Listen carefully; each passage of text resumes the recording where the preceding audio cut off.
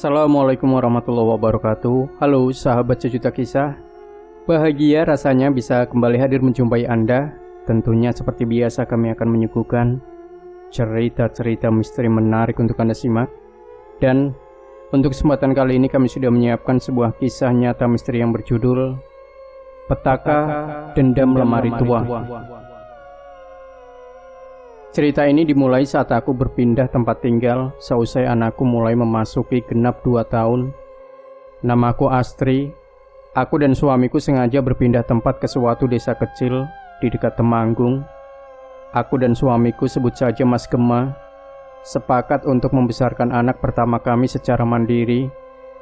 Sebelumnya kami hanya menumpang di salah satu rumah milik orang tua Mas Gema di Magelang. Kebetulan rumah yang mampu kami sewa berada tidak jauh juga dari rumah mertuaku.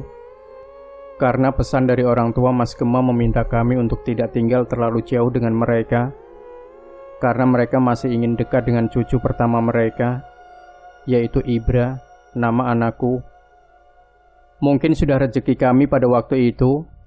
Sebelum petaka ini menimpa kami, benar saja kami bisa memiliki rumah kontrakan yang tidak terlalu besar, namun cukup nyaman untuk hidup bersama anak dan suamiku. Singkat cerita, setelah beberapa bulan, tepatnya sekitar 7 bulan kami menempati rumah kontrakan kami ini, kami memutuskan untuk sedikit berbenah di beberapa ruangan. Rumah dengan luas 70 meter persegi itu berisi 2 kamar tidur. Kami hanya menggunakan 1 kamar untuk kamar utama, 1 kamar lagi kami biarkan kosong. Kami berencana untuk menggunakannya jika ada keluarga yang menginap saja.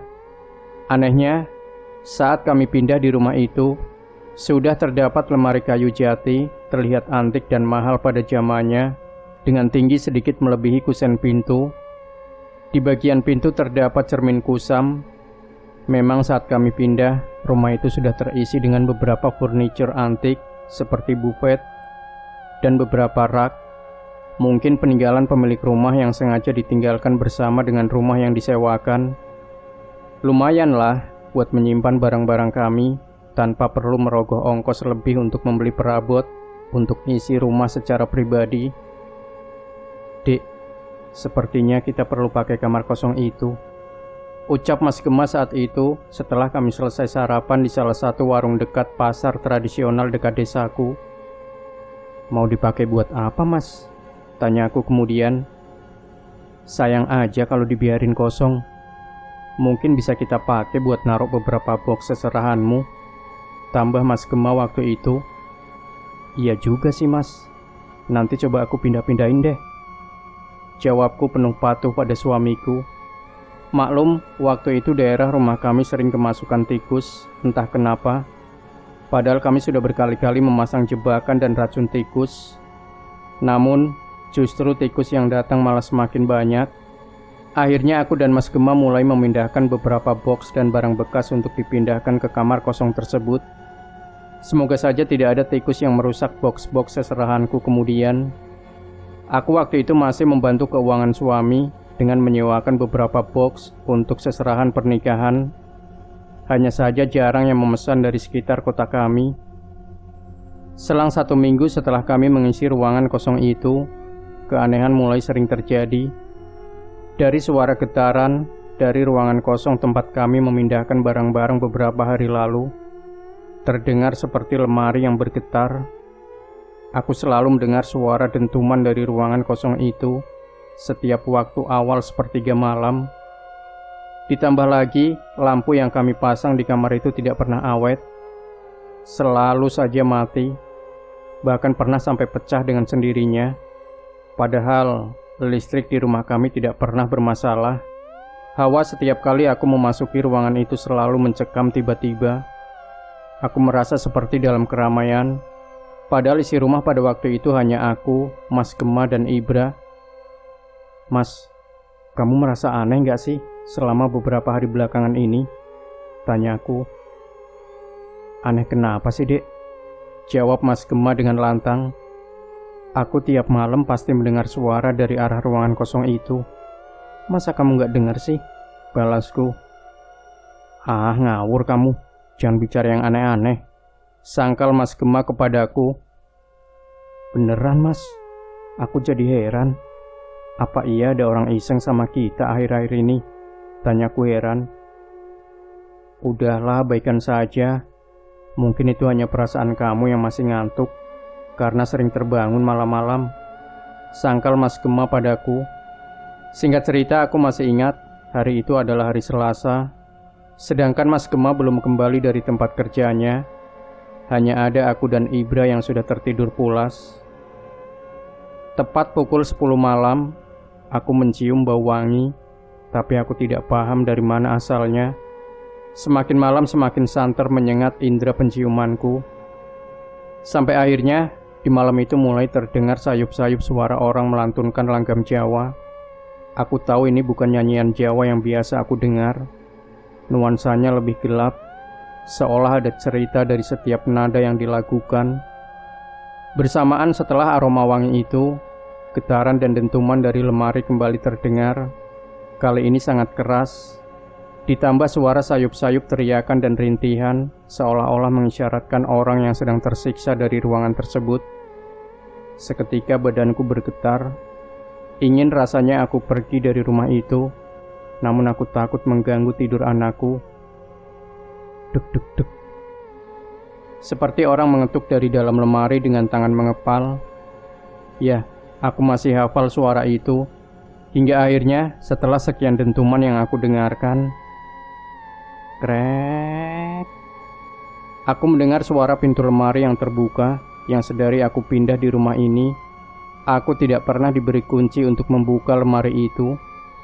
Langkah kaki yang berat mulai terdengar.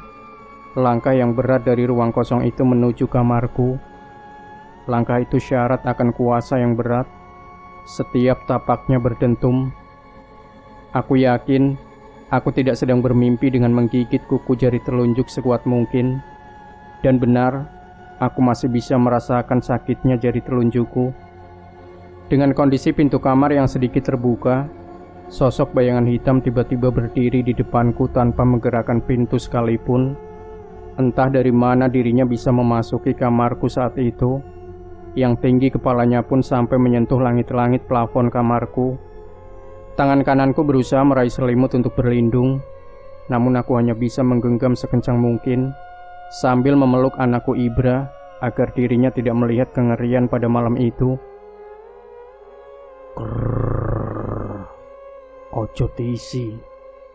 Krrrr, ojo tisi. Kewalungo. Krrrr. Suara dari sosok dengan penampakan rambut tebal nan kotor menjulur dari kepala hingga lantai kamar kami. 5 menit lamanya sosok itu berada di depanku dengan nafas berat. Bau busuk dari sekujur tubuhnya pun tak luput menambah kengerian pada malam itu. Dan akhirnya aku yang berpikiran pendek pun sontak berteriak tak kuasa menahan rasa takut yang kualami. Jujur, aku bukan orang yang memiliki nyali untuk hal-hal gaib. Aku tidak merasa takut dengan cerita seram atau tontonan misteri. Tapi untuk masa itu, aku katakan cukup.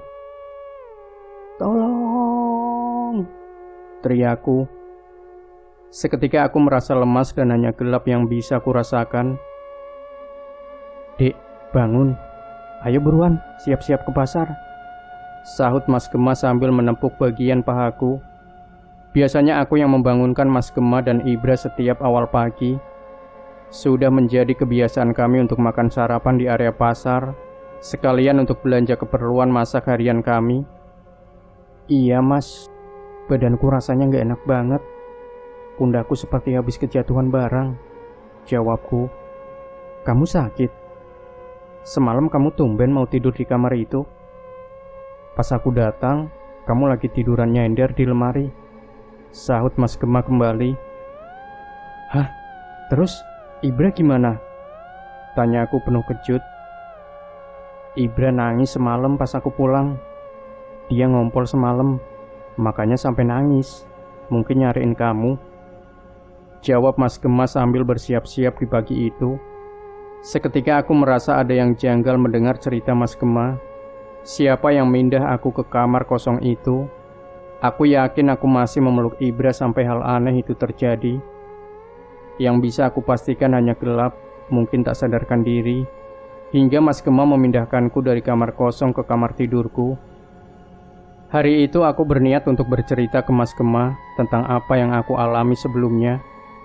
Namun Mas Kema tampak seperti acuh jika aku tetap ingin membahas hal itu padanya. Aku bingung bercampur takut jika hal itu terjadi kembali di malam-malam berikutnya, mengingat hanya aku dan Ibra saja yang ada di rumah, dan aku lebih khawatir jika sesuatu terjadi pada Ibra anakku. 2 hari setelah kejadian malam itu, aku memang sengaja bekerja sedikit larut dengan ditemani Mas Kema yang juga sibuk menyelesaikan kerjaan pada hari itu. Kami benar-benar terjaga hingga larut malam karena kesibukan masing-masing. Aku yang berada di ruang tengah dan Mas Ibra berada di depan laptop dekat ruang tamu. Pukul 22:53 kurang lebih tepatnya, suara dentuman itu kembali terjadi. Kali ini dentuman pertama cukup keras. Tum, tum. Suara itu terdengar jelas olehku dan Mas Kema. Seketika suamiku sontak mencari sumber suara tersebut. Ia tidak lain ke arah kamar kosong itu. Aku ikut berada di belakang Mas Kema sambil memegang lengan suamiku. Kretek, kretek, tek. Suara garukan kuku menggaruk lapisan kayu yang jelas aku dengar. Seketika Mas Kema mengambil linggis di dapur. Mungkin pikirnya akan berguna jika ada sesuatu yang mengancam kami. Sewaktu pacaran di SMA, Mas Kema memang terkenal kakak kelas pemberani. Dia lahir dari keluarga non-agamis, jadi mereka kurang percaya dengan hal-hal mistis. Duk duk duk. Suara itu kembali terdengar kencang sambil diiringi bau busuk dari salah satu sudut dalam kamar kosong itu. Aku bisa pastikan bau itu berasal dari dalam lemari antik itu. "Keluar kamu! Jangan ganggu kami!" sahut Mas Kema kencang. Geruduk duk duk duk duk duk duk. Lemari seketika bergerak kencang. Hal yang mungkin menurutku perlu beberapa orang untuk memindahkannya. Kali ini lemari itu menunjukkan bahwa ada sesuatu yang besar tersimpan di dalamnya. Seketika lampu di rumah kami padam, mengisyaratkan sesuatu yang tak pernah kami tahu sedang menunjukkan keberadaan dengan amarah yang luar biasa. Aku melihat jelas ada tangan berkuku hitam lumayan besar, tidak seperti ukuran tangan pada umumnya, keluar membuka pintu lemari. Sontak Mas Kema mengangkat linggisnya untuk dilemparkan kepada sosok di dalam lemari. Namun aku merasakan betul yang saat itu berada di belakang dan sangat dekat dengan Mas Kema. Badannya mengeras, hidung berdarah dan badannya tidak bisa bergerak.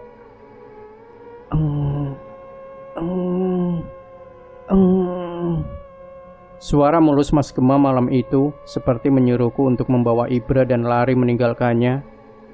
Menggerakkan lidah pun dirinya tak mampu. Aku panik dan baru kali itu aku merasakan kengerian seumur hidupku. Mas Kema yang terdiam mematung seakan ingin berontak. Namun apalah daya, entah energi itu terlalu kuat untuk kami berdua di sana. Yang aku ingat hanya Ibra, anakku yang sedang terlelap.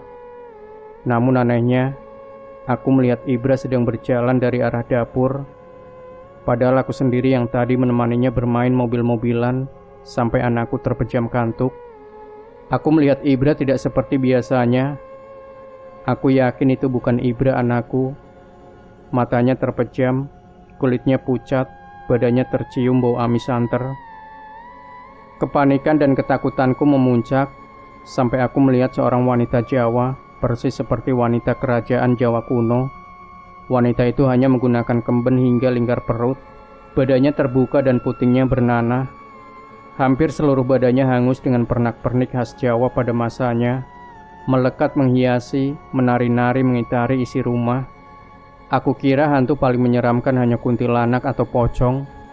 Namun waktu itu aku sadar bahwa hal yang aku lihat terlalu menyeramkan untuk diri dan keluargaku. Kembali aku hanya bisa terpejam menahan air mata kengerian yang membasahi seluruh wajahku. Aku hanya bisa berdoa semampuku dalam hati sambil terisak tangis. Aku juga bukan seorang yang taat beribadah. Hanya beberapa hafalan ayat yang aku sendiri ingat. Namun itulah usaha terakhirku yang sangat kebingungan untuk mencari jalan keluar dari kengerian dalam rumahku. Metu, Metu, ayo do metu. Teriak Pak Sutik, lelaki tua berumur 60 tahun, tetangga yang rumahnya tidak jauh dari rumahku. Gek metu. Metu wo saiki. Teriak beliau sambil dari arah pintu masuk rumah kami. Seketika aku menarik Mas Gema untuk kubawa keluar rumah. Pak, tolong anakku, Pak. Kedatangan Pak Sutik seketika membuat anakku pingsan tergeletak lemas. Pak Sutik pun masuk dan membopong Ibra anakku meninggalkan rumahku. Di luar sudah ada beberapa lelaki, sebut saja salah satunya Mas Keli yang saat itu membacakan doa-doa untuk membantu Pak Sutik menyelamatkanku dari petaka malam itu. Hingga kami diminta untuk singgah di rumah Pak Sutik hingga pagi menjelang.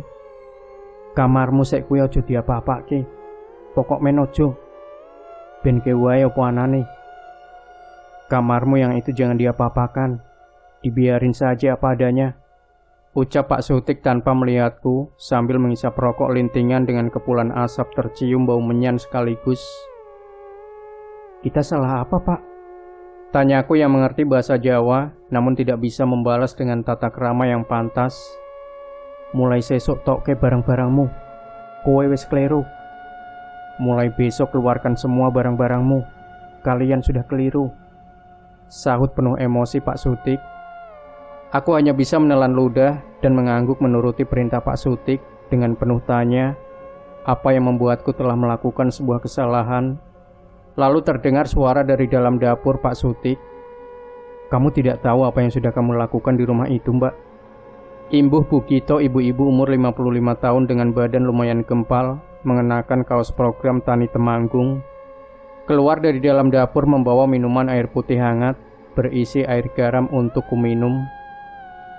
Kami tidak membenci keberadaan kalian, tapi mungkin apa yang kalian lakukan sudah mengganggu keberadaan mereka yang sudah bertahun-tahun lamanya.